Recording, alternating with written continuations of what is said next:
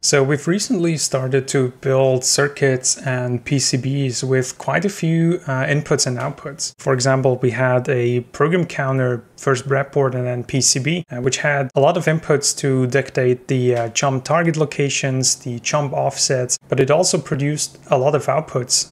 And then this register file we started to build up, it has a write data port, which is 8 bits wide. It has 2 read data ports, which are both 8 bits wide. And there's a bunch of register addresses we can set. And there's also this up to is immediate line that we also need to control. And so we've built these things up and then manually tested them by connecting wires and making sure that everything works as we would expect. But it would actually be nice if we could hook these kinds of circuits with all these IOs up to a computer and actually do some more sophisticated and more exhaustive testing.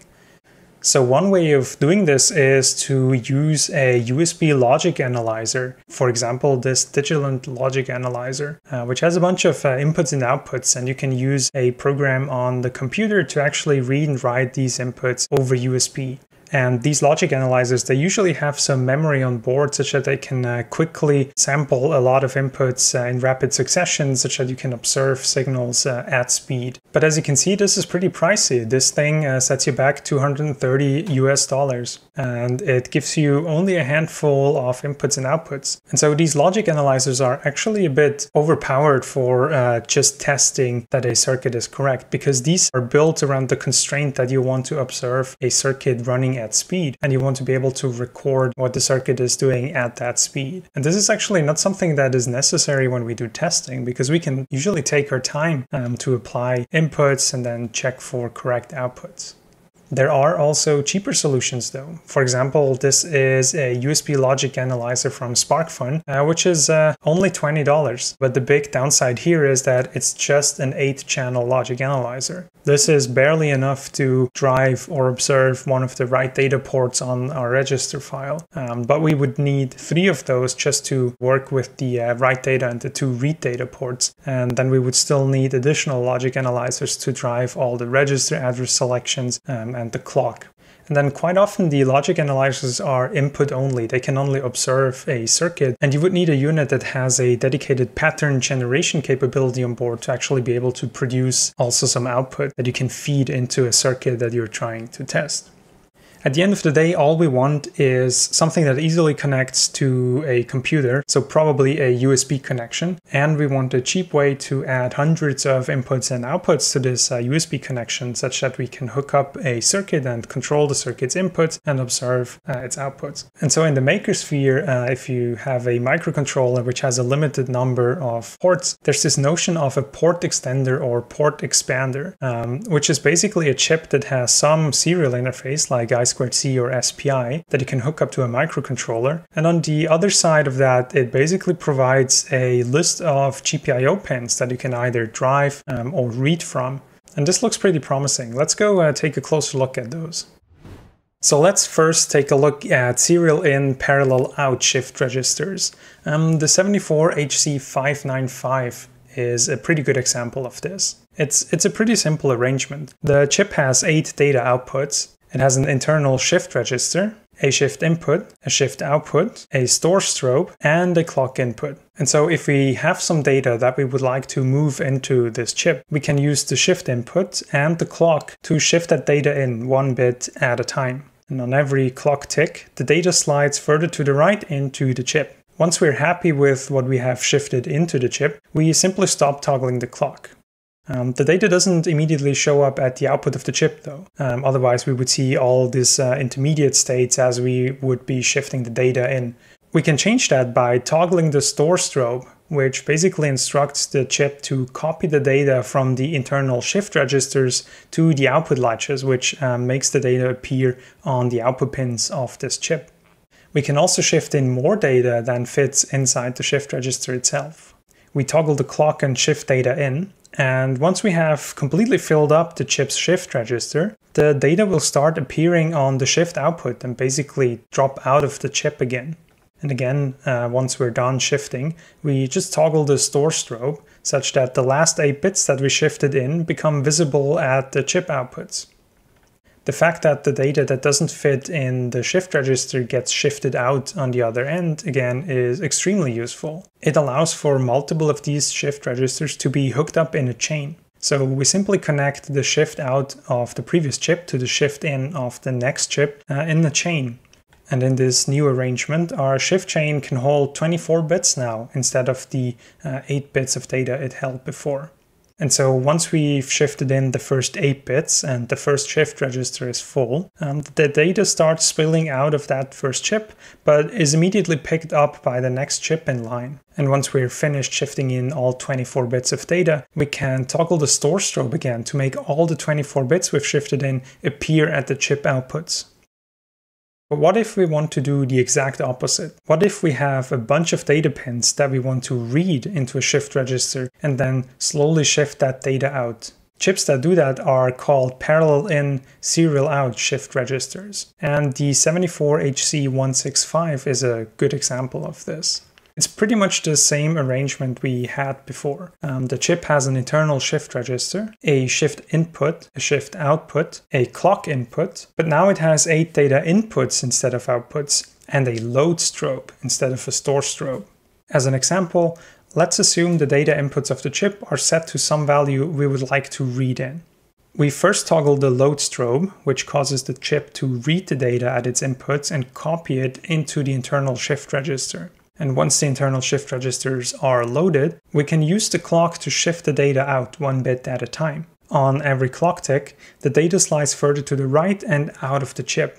And after toggling the clock 8 times, we have shifted the entire contents of the shift register out. So using that load strobe, we can decide when to sample the inputs of the chip, and then using the clock, we can get the data bit by bit. As before, we can also shift out more data than the shift register itself can hold. Again, let's toggle the load strobe to copy the input data into the internal shift register. Then we toggle the clock and shift data out. As the data leaves the shift register through the shift output on the right, the chip also latches new data in from the shift input on the left. Similarly to the other chip, the fact that the chip shifts data in from the left as it shifts its own data out on the right is extremely useful. It again allows for multiple of these shift registers to be hooked up in a chain. We simply connect the shift out of the previous chip to the shift in of the next chip in the chain. We now have 24 input bits that we would like to read instead of the 8 we had before. So let's toggle the load strobe to read the data into the internal shift registers, and then toggle the clock to shift the entire 24 bits worth of data out. As data leaves the first chip on its shift output on the right, the data gets picked up immediately by the next chip in the chain by that chip's shift input on its left. And once we've toggled the clock 24 times, we have drained all of the data in the shift chain. So these are the 2 flavors of port extenders that we can conveniently arrange in long shift chains. We use the 74HC595 serial in, parallel out shift register if we have a large number of outputs that we would like to drive. And we use the 74HC165 parallel in, serial out shift register if we want to read a large number of inputs. So these shift registers, they look pretty good, and it looks like they would be a good fit for the job. The other half of the equation is actually figuring out how we can hook something up to our computer via USB that on the other side would talk to these shift registers. And so I happened to stumble across this Breakout board from Adafruit, which is a Breakout board for the FT232H chip. This is a chip from FTDI, a company who does all kinds of USB interfacing ICs. One of their most frequently used chips in the makerspace is just the FT232, which basically translates from USB to UART. But they also have this FT232H chip, which is a more general purpose USB to serial style interface converter. And as you can see here, it's supposed to provide conversion from USB to GPIOs, an SPI interface, an I2C interface, and quite a few more. So what this board would allow us to do is basically plug in USB on one side, and then by configuring this FTDI chip properly, we could get an SPI interface on some of its output pins and maybe use some others for general purpose I/O. So this board looks like a good candidate for the conversion from USB to an interface which is compatible with a bunch of shift registers. So here's what we are going to do. We are going to start with an Adafruit FT232H board that allows us to go from USB on one side to SPI, basically a glorified shift register interface, and a bunch of general purpose I/O pins on the other side. Then we attach a chain of 74HC595 chips to give us a ton of outputs to drive, and a chain of 74HC165 chips to give us an equal number of inputs to read. We feed the SPI clock and the master out slave in signal into the output chain and use one of the GPIOs as the store strobe. And we feed the SPI clock and the master in slave out signal into the input chain and use the other GPIO as the load strobe. This gives us a total of 64 outputs and 64 inputs on a single board. And we can even make this extensible. Let's say we create a board with these 64 outputs and 64 inputs. We can simply build a second copy of that board and place it right next to the first one. Then, instead of connecting the shift data inputs and outputs of the chain directly to the SPI pins of the Adafruit board, we hook them up to the rightmost chips on the first board, such that the chips on both boards form a long chain. And then we simply connect the SPI clock and the load and store strobes to the Adafruit board directly, as we did before. Connecting the output shift registers on both boards into one large chain allows us to shift out 128 bits from the Adafruit board, then toggle the store strobe and have all 128 outputs change to the value we've shifted in at the same time. And similarly, the input shift registers on both boards being connected into one large chain allows us to toggle the load strobe and then shift out 128 bits into the Adafruit board, giving us the values of all 128 inputs at the time we triggered the load. And this trivially extends to an almost arbitrary number of inputs and outputs. We simply declare the 5 signals that cross between the boards to be our extension port, and then we chain up as many boards as we'd like. There's one last thing we should think about before we're off to designing this thing. What happens if we leave some of the inputs disconnected? Here's what I'm talking about. Let's look at a single one of the 64 inputs of the board. That input is probably going to be a pin header on the PCB that is easy to connect to. Let's say it's input number 42 of the board.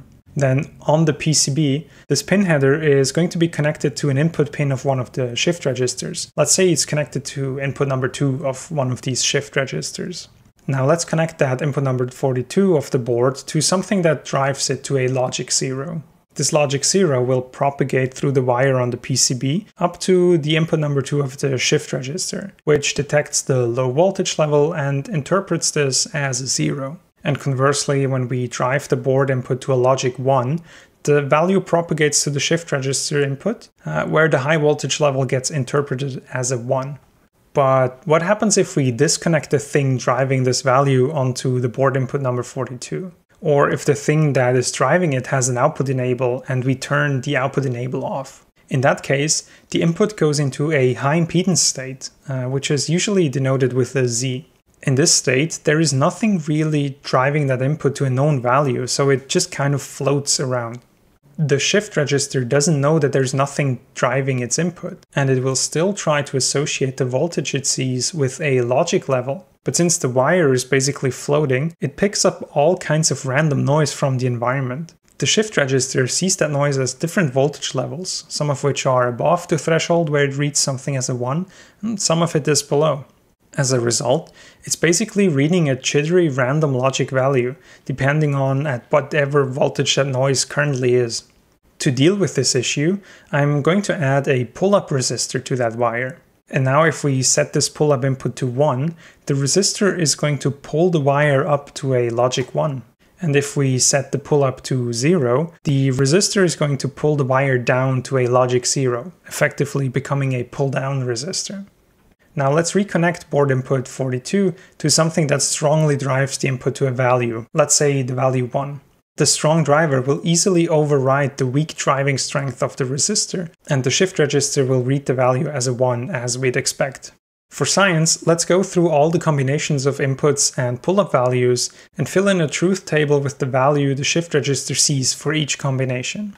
Let's start by driving the board input to 0 and setting the pull-up resistor to 0 as well. In that case, the shift register input reads as a 0. And when we set the pull-up resistor to 1, the strongly driven board input easily manages to override the pull-up value. Now let's set the board input to 1 and the pull-up back to 0. Again, the strongly driven 1 on the board input easily overrides the resistor's weakly driven 0, and the shift register reads as a 1. And setting the pull-up to a 1 leads to the same result, since the board input is already driving a 1. Finally, let's disconnect the board input such that it is no longer strongly driven, it's in its high impedance state. And let's set the pull-up resistor to a 0. Since the wire is no longer driven externally, the weak driving strength of the pull-up resistor takes effect and pulls the wire to 0, and the shift register reads a 0. And if we set the pull-up resistor to a 1, the weak driving strength again is sufficient to pull the wire to a logic 1, and the shift register reads this as a 1. So there are a few interesting things we can observe. If the board input is strongly driven to a 0, the shift register reads a 0 regardless of what we do with the pull-up. Similarly, if the input is strongly driven to a 1, the shift register reads a 1 regardless of what we do with the pull-up. But if the board input is not driven at all, the shift register reads whatever we put on the pull-up. So this allows us to detect unconnected or high impedance board inputs. We simply read the inputs twice, once with the pull-up at 0 and once with the pull-up at 1. If we read the same value both times, we declare the input as strongly driven to that value. But if we read different values, we declare the input as high impedance or undriven. Detecting undriven lines is going to be a very useful feature of this tester board. Not only does it allow us to test tri-state buffers in circuits which can have their outputs disabled, but it also allows us to catch very common errors like the user forgetting to connect an input, or the thing we are testing having a genuinely faulty connection like a loose solder joint or a broken PCB trace. Alright, enough talk, let's go build this thing. So let me start a new project. And then let me create a footprint for that Adafruit breakout board that we're going to mount on our tester PCB. Let me dig up some documentation on this so we know where the pins are. This looks useful. And now let's just replicate this pin out. Also going to add the board outline so we know how big the thing is and how it will fit onto our PCB. And it has this USB header sticking out on the side. And then we'll also need a schematic symbol for this, so let me create one. And then let me pull up a shot of the pin labels here, and let me just fill them in as they appear on the silk screen of the Adafruit board.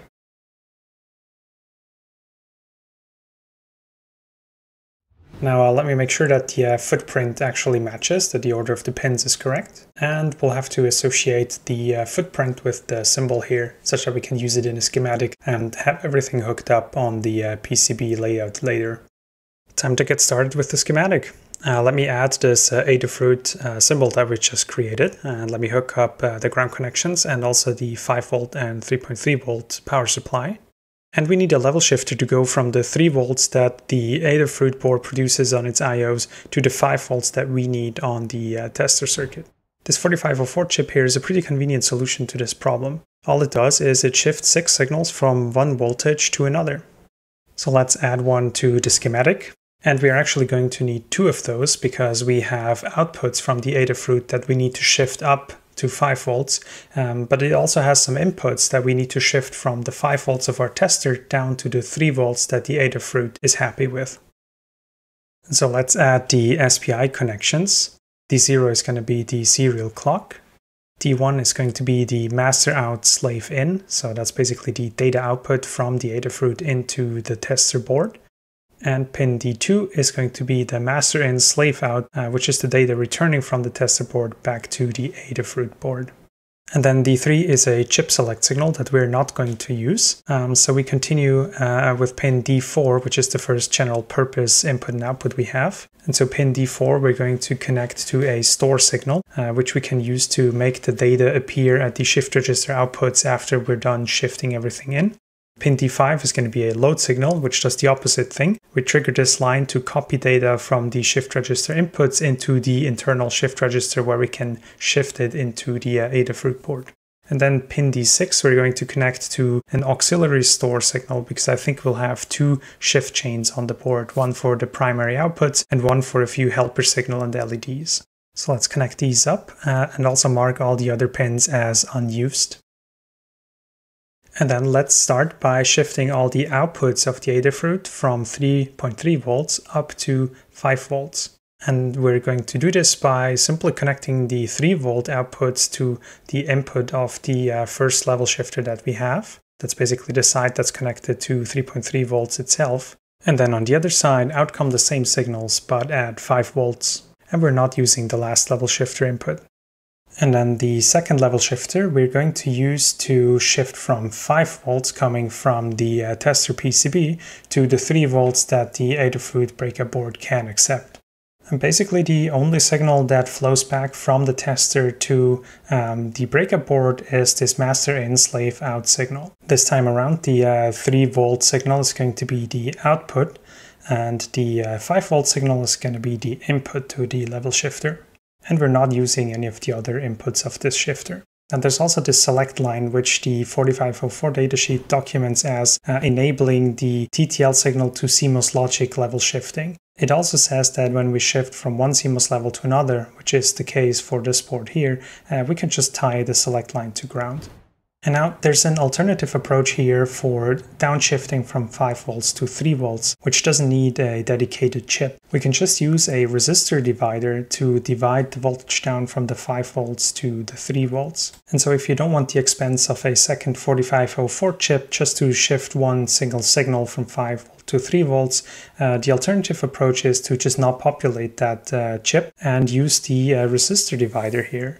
So let's start adding some actual shift registers. We're going to use the 74HC595 shift register, which is a serial in parallel out shift register. So we can move data in a serial input and then trigger a store line, and the data will be copied to the outputs of the chip and be presented in parallel there. Let me actually start with the auxiliary shift chain on this board because that's the simpler one. I think all we want to have is 2 of these shift registers in series such that we have 16 outputs on the tester PCB that we can hook up to LEDs and other signals. Now we're not going to connect the master reset. We can always just shift some data in if we need to set it to a specific value. And we want the outputs to always be enabled. Let me hook these two shift registers up into the shift chain. We're going to do this by connecting the master out slave in output from the Adafruit board to the DS input, which is basically the shift data input of the first chip. And then we're going to take the Q7 shift output of this chip and we're going to feed that to the shift data input of the next chip. And then this forms a chain where the Adafruit board is pushing data out on the MOSI pin, and this goes into the first chip through the DS input. And then the data comes out again out of the Q7S output and it goes into the next chip's DS input. And we can basically keep adding chips forever and we'll have a very long shift chain. Then the shift clock input, the SHCP, we're going to hook up to the SCK, the SPI clock. And then we need a store input, which we can use to copy the data that we've shifted into these chips to their outputs such that it becomes visible. So we're going to connect the auxiliary store, because this is the auxiliary chain, to the store clock input, the STCP of both chips.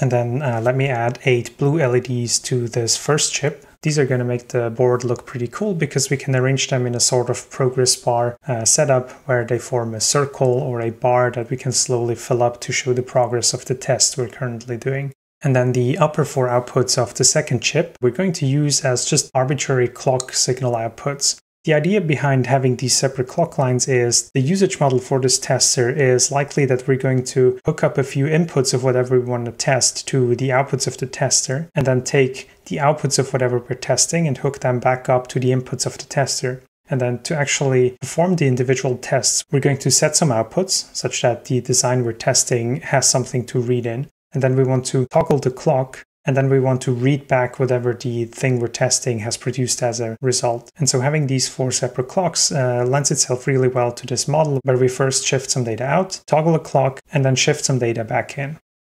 And then the third output, I think we are going to use to drive a bunch of pull-up resistors that we're going to connect to the inputs of the tester board. And what these allow us to do is first, when we leave an input unconnected, we know it's going to be pulled to a known value, but we can also change the value it's being pulled to such that we can detect if there's something strong driving a value onto the input, such that the pull-up doesn't affect it, or if there's nothing driving it because there's no connection or the chip we have attached is in high impedance state, we can actually use the pull-up and see a change in the input. And so we can detect if something is actually attached to this input. And last but not least, because this is a tester and we're going to hook up some hardware and then run a test, I think we want to have a big pass and a big fail symbol formed from LEDs on this board, such that we can easily tell if the test was successful or it was a failure. And I think this completes the auxiliary chain here. So what we can do is we can shift out 16 bits, and with these 16 bits we can control 8 blue LEDs in whatever arrangement we come up with, a pass and a fail LED to indicate whether the test was successful or not, a pull-up which allows us to control which direction the inputs fall when they are unconnected, and we have 4 generic clock outputs that we can use to toggle different clocks on whatever design we're testing. Let me add a couple of decoupling capacitors for the chips we have just added. And now let's add this pass and fail LEDs. Let's start out with the fail LED. And I think we want to have 5 red LEDs arranged in a cross shape on the PCB to indicate failure. In fashion, I think we want 4 green LEDs arranged as a check mark on the PCB. Okay, let's add some outputs. Let me start out by copying this 74HC595 chip that we've used for the auxiliary chain, and we're going to use it for the regular output chain as well. And let's place 4 of these chips to begin with, such that we can figure out how we're going to hook them up. And let me connect power and ground as per usual. And then we have this output enabled that we're going to tie low because we want to have the outputs always enabled. And as we did before, we're going to hook up this Q7S output and the DS inputs into a chain that jumps from chip to chip. The shift clock input of these chips we're going to drive with the SPI clock like before. And this time the store clock input is going to come from the store signal instead of the auxiliary store signal, because this is the main output chain that we're building. And I'm also not going to use the store and the serial clock signals directly, because we have quite a few of these chips on this board. I'm thinking about placing 8 of these shift registers. So that's 8 chips attached to the shift clock and the store signal on this board alone, not counting the auxiliary chain. And if we hook up additional boards, every board would add a lot of additional chips that the serial clock and store signal would have to drive. So what I'm going to do is I'm going to place a buffer chip on this PCB, and then basically the store and SPI clock signals coming out of the Adafruit, they're all going to just drive this buffer chip, and then the buffer chip on every PCB is responsible for distributing the signals to the local chips that are on this board. And the input of our first chip is going to be the master out slave in signal, just the same as with the auxiliary chain. So that's 4 shift registers done, which gives us a total of 32 outputs. But I think we want 64 outputs for this tester PCB. So I'm just going to double up on the shift registers we have here, and then let me chain the DS input of the second half to the Q7S output of the last chip in the first half. Basically just continuing the shift chain from one half into the other. Now we want to connect to these outputs from outside of the tester PCB because we need some way to hook up the thing we're actually testing. And a good way to do this is to add a pin socket header such that we have an easy time plugging wires in. And then the shift output of the last chip in the chain, we're going to assign to a MOSI next signal, which we're going to bring out to an expansion header on one side of the board such that we can attach additional boards and basically add more outputs if we need to.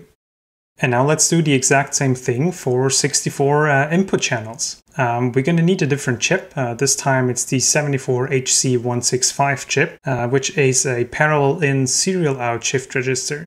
So it has a load signal that we can toggle, which causes it to copy its inputs into its internal shift register, and then we can shift that data out along such a shift chain as we've built it up for the other chains here. So these chips have 8 inputs, and they have a Q7 output, which is basically the output from the internal shift register. And so what we can do is we can arrange these 4 chips in a chain again by connecting the output Q7 of the previous chip to the input DS of the next chip in the chain. And so the output of the very first chip in the chain here, which is basically the one closest to the Adafruit breakout board, this is going to be our master in, slave out signal, because this is what's coming out of this chain as we're shifting it towards the Adafruit board. And that's what's going to be read into the Adafruit and then sent back to the computer where it's attached.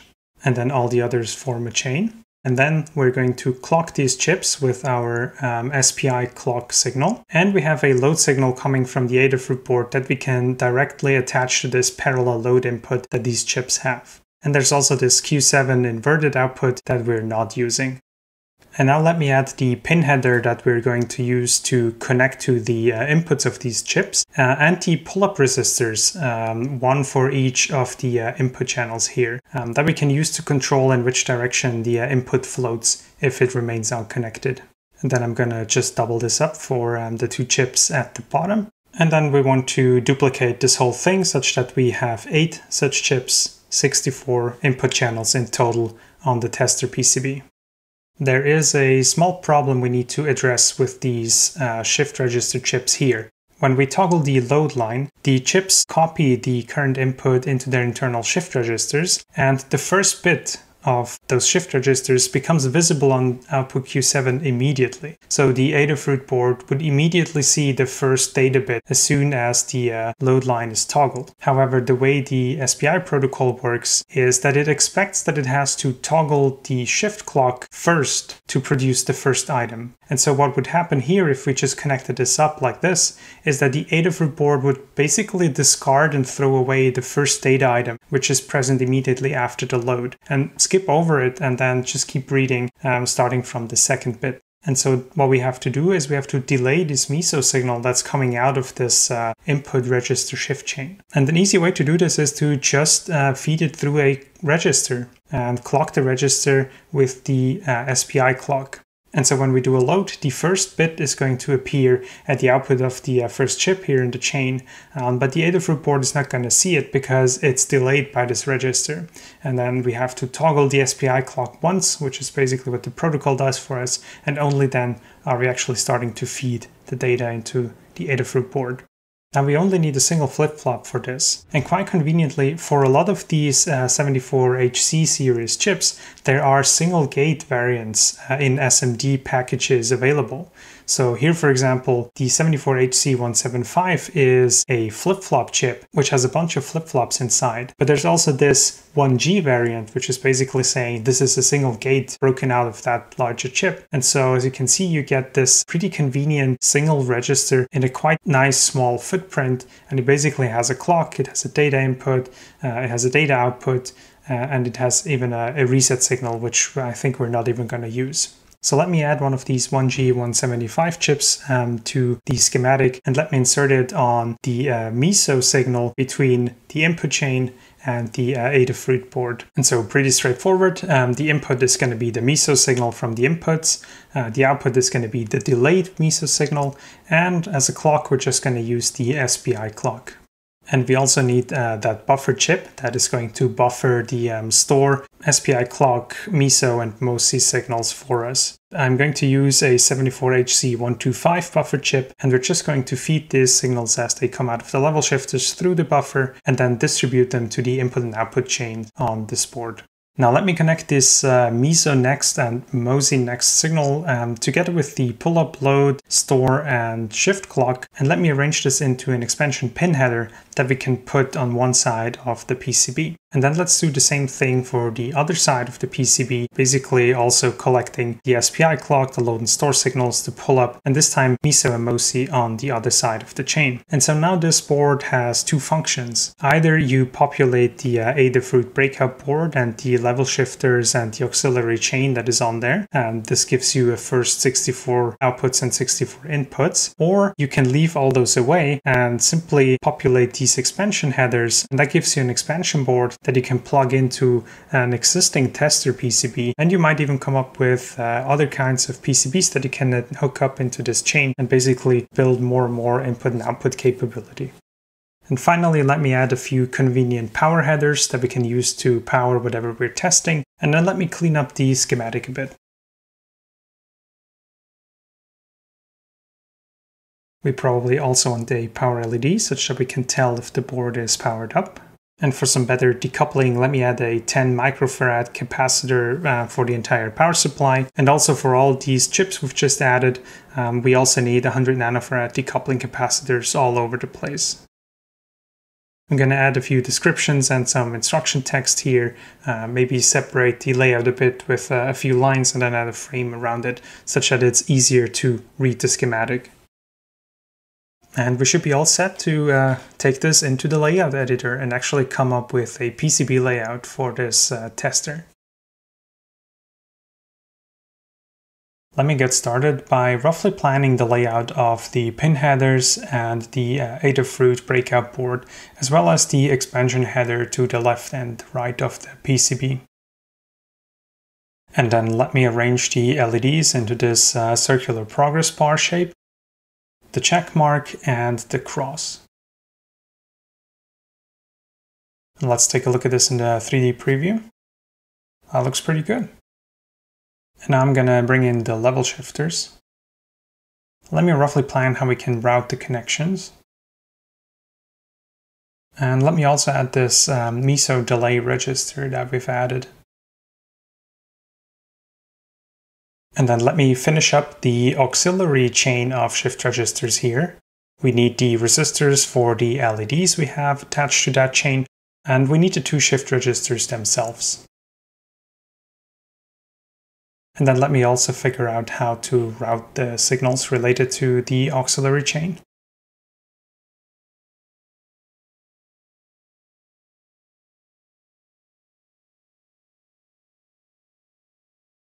That looks pretty good. And now let me try to route the connections of the output channels. I think a good starting point is to just start with one of the headers and the two shift registers that attach to it. And then let's see if we can figure out how to route the signals to that header in an efficient pattern. And then we can just copy over the arrangement to all the other headers. Alright, so that has the output connections going towards the bottom and the actual shift chain consisting of the shift data, the clock and the store signal is at the top.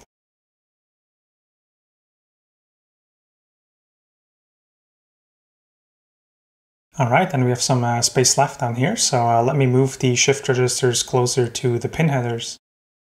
And now let me copy this arrangement over to all the other output headers.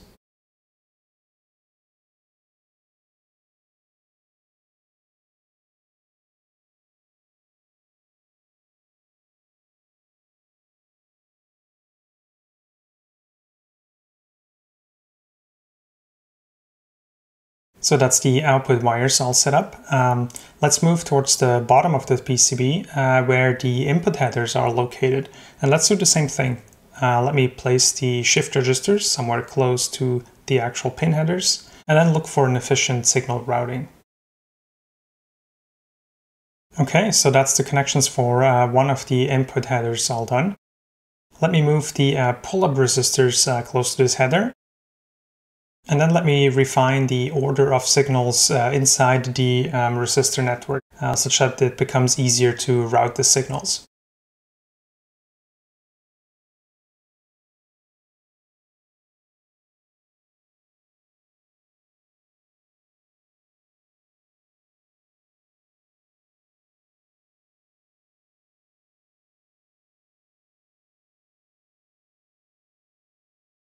And then let me reuse this arrangement for all the other input pin headers.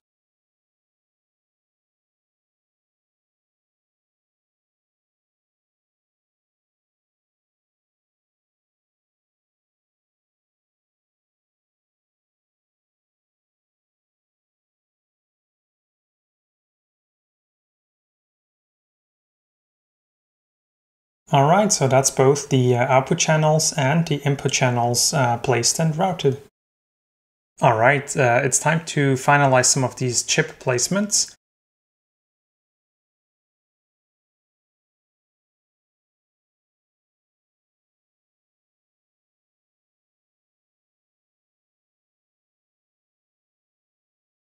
And I'm also going to route the control signals to the pin headers and the chips.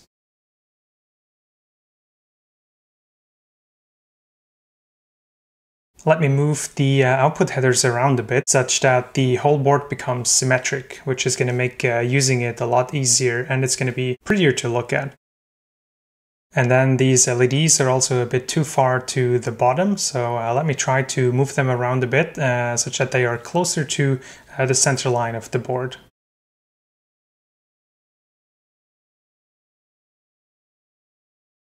And then I think some general wiring refinements are in order.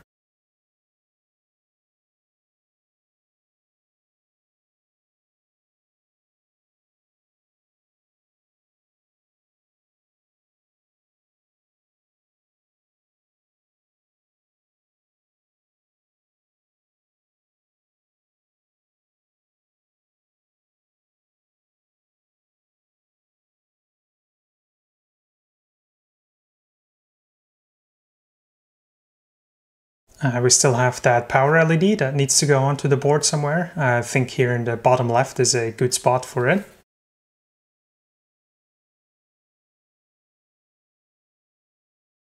And we also want to bring in the decoupling capacitors close to the individual chips.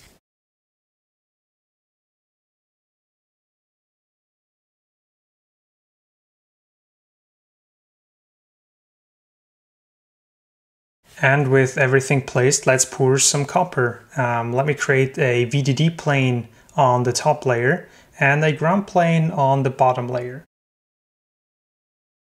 And then I'm going to try to stitch together isolated islands to make sure that they have good connections between each other, such that we have good power supply to all the chips on the board.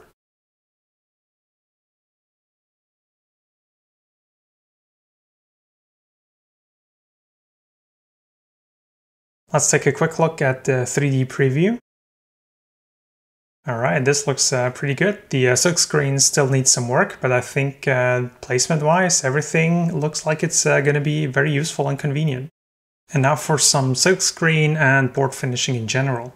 First up, let me add some drill holes in the corners such that you can mount this PCB onto a frame.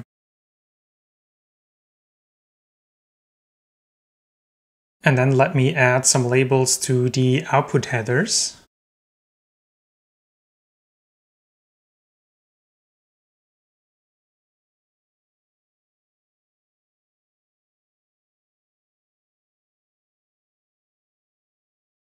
And then the clocks header.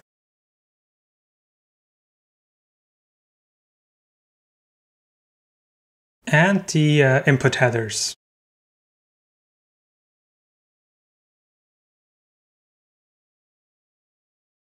And then it will be good to have the pins of the expansion header on the right-hand side labeled, so it's easy to identify which signal does what.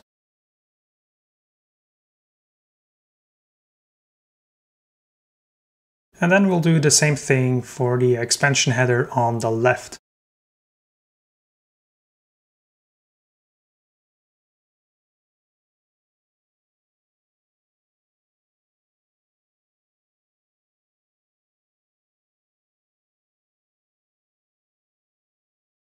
And we'll also want some pin numbers for the input headers here.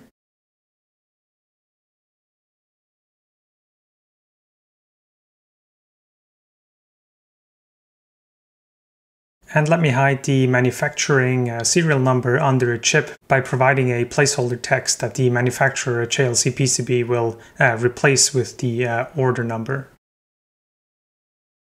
Let me make sure that the type of the chip is also labeled alongside the chips, not just the unique identifier. And this will make assembly a lot easier and a lot less error prone.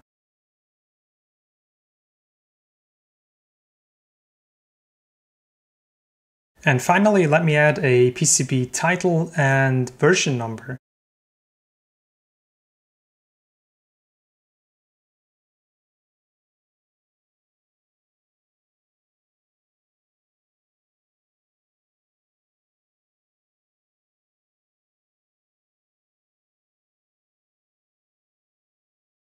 All right, let's take a look in 3D.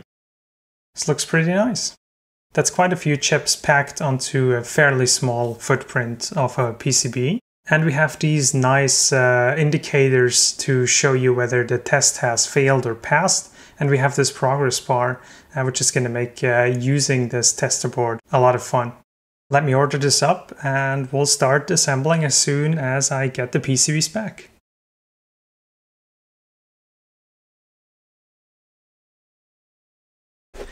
This arrived in the mail today.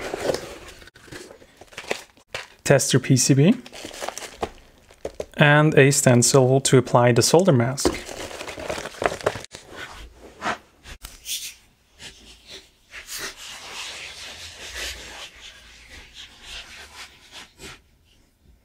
Looks very nice.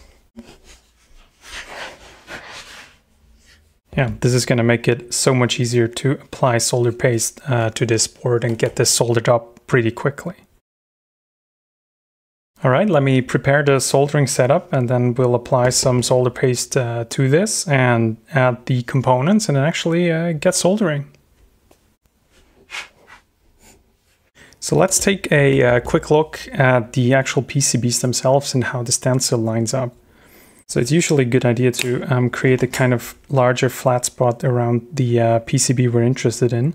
And now when we actually put down the stencil here, we can align the stencil in a way such that the holes in the stencil perfectly line up with the actual pads on the PCB. So let's use the microscope to take a closer look at this. So as you can see here, things are pretty well aligned. And we can slightly move the stencil around and you can see the alignment actually changing and stuff actually going out of alignment, which is pretty cool. So we can use this to basically perfectly align the stencil and the PCB underneath and then actually apply paste across it. So that's what we're going to do next. Then I usually like to fix them with some electrical isolation tape. Doesn't need to be perfect, it just should keep the PCB somewhat stable and in the right place. And we can fix those in the front here as well, so things don't move around as much anymore.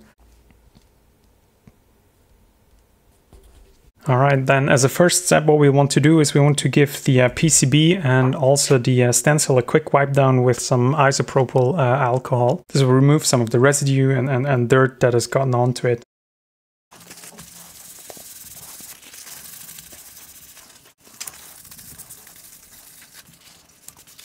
Next step is to actually align the stencil pattern with the pads. And then we'll use the microscope to check if we're actually properly aligned everywhere. And then we'll tape down the stencil. So let's give this a shot. We'll tape it down at the top. Now let's use the microscope and let's take a quick peek at a few of those pads and see if stuff is properly aligned. So there's some flex in the stencil, of course, but things don't need to be perfect to the last micrometer. We should be quite all right, I think.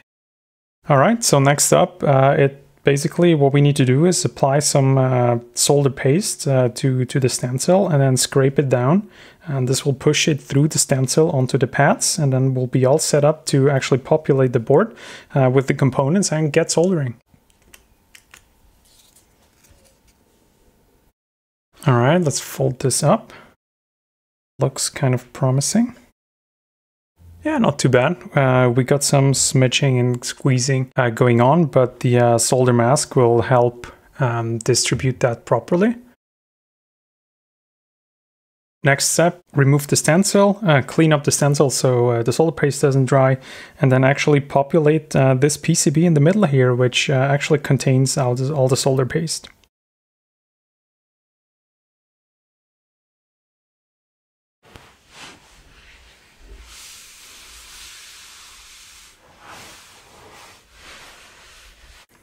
This should be roughly all we need. And we can actually move the larger components out of the way for now, deal with them later. So it might be worthwhile to get the capacitors out of the way because there's quite a few of those.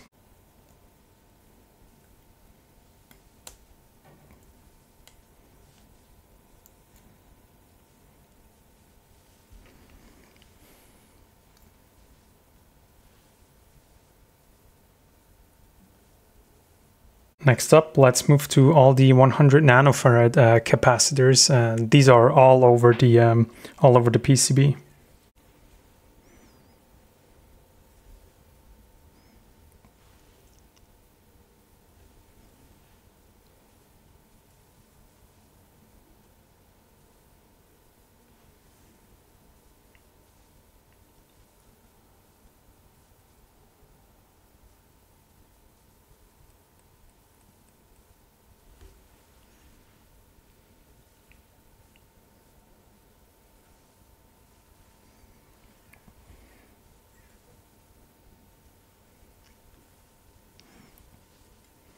Next up, we might want to deal with the individual resistors and then probably the LEDs, just to kind of go by complexity of the components. So 15 kilo ohms, this is for R5, which is the resistor for the green power LED here. Okay, so that's the 2.2 kilo ohm resistor for one of the LEDs in the this red cross here in the middle. Next up, let's maybe start with the LEDs, for example, the green LEDs. Now, the LEDs are easy to get wrong, but there's two clues on the actual packaging. So on the bottom, there's an arrow, which basically indicates, this reflects the arrow in the diode symbol, and it indicates the logical flow of current. And this matches up with the arrow that is here on the actual silk screen, right in between the pads. Also on the upper side of the packaging, there is a small green marking on this side here of the LED, and this indicates the bar, the crossbar that is at the tip of the arrow in the diode symbol. So these are the ways how you can tell which way around the LEDs are if you look at them from the bottom or the top.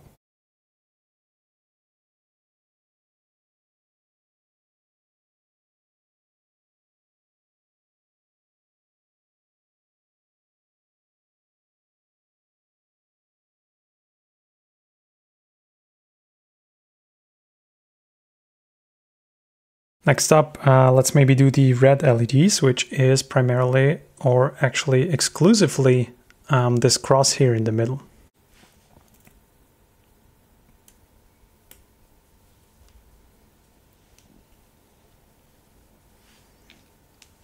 Then finally, we also have the blue LEDs in this kind of progress bar arrangement we came up with.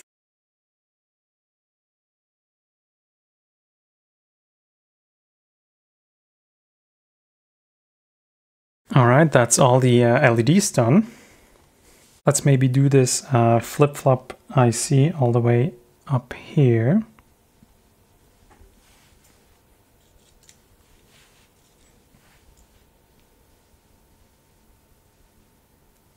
And actually R1, 2, and 3 we are not going to populate. Instead, we're going to populate both of the level shifter ICs, and the two are mutually exclusive. You just pick whichever one you want to have on the board.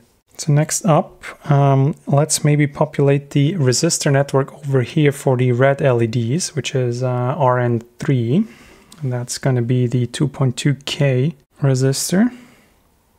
Then right next to it we have RN4, which is the resistor for the green LEDs for the check mark, and that's going to be the 15 kilo ohms resistor. And maybe let's stick with the LED resistors. There's RN2 and RN1 here, which belong to the blue LED circle. So let's see what we can do here. So next up, in terms of resistor networks, we have these pull-up and pull-down resistors all the way along this side of the PCB. So we might want to place those now, so we have them out of the way. And then after that, all that's left is going to be the actual circuits, the integrated circuits.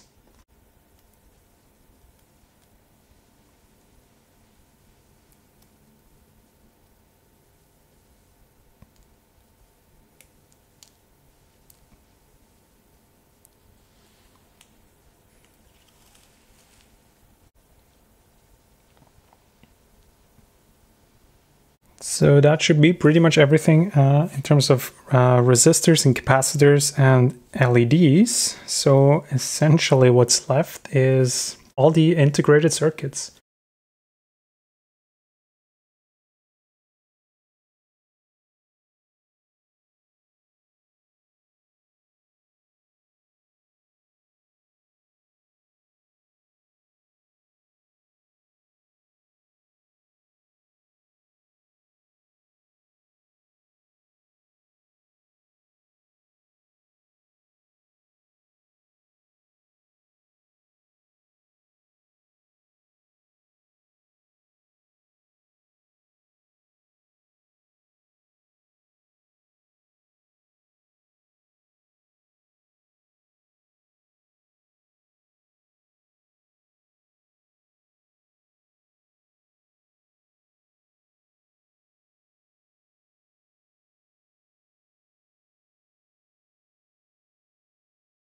All right, that should be the last integrated circuit. Quick check if the alignment is okay.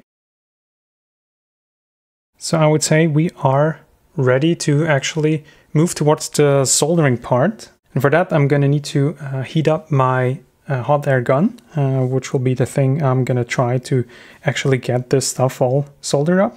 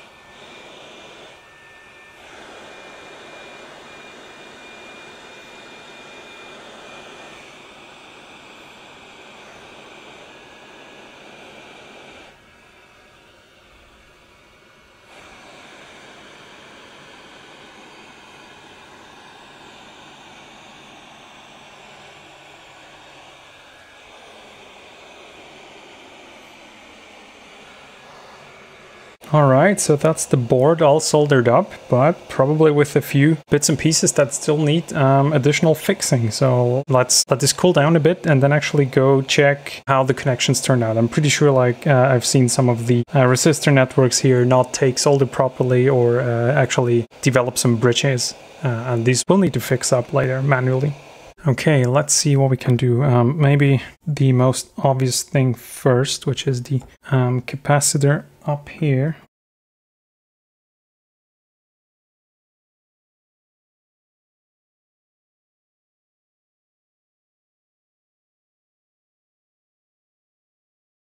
And there's this bit over here, which looks kind of interesting.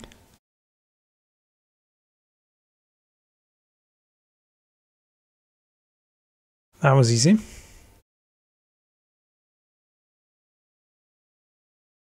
All right, now I guess it's all about going through the resistor networks and actually fixing those up that bridged.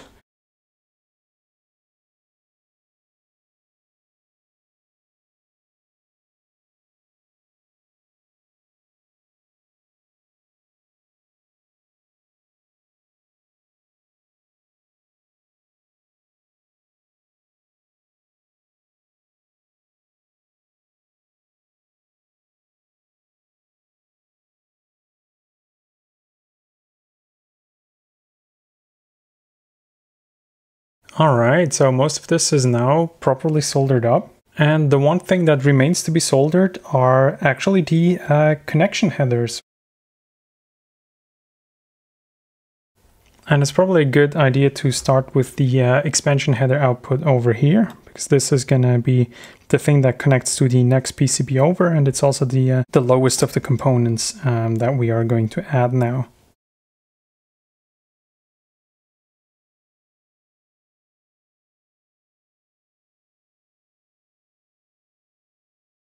Next up, we probably want to add the 2 row headers here. These will go here.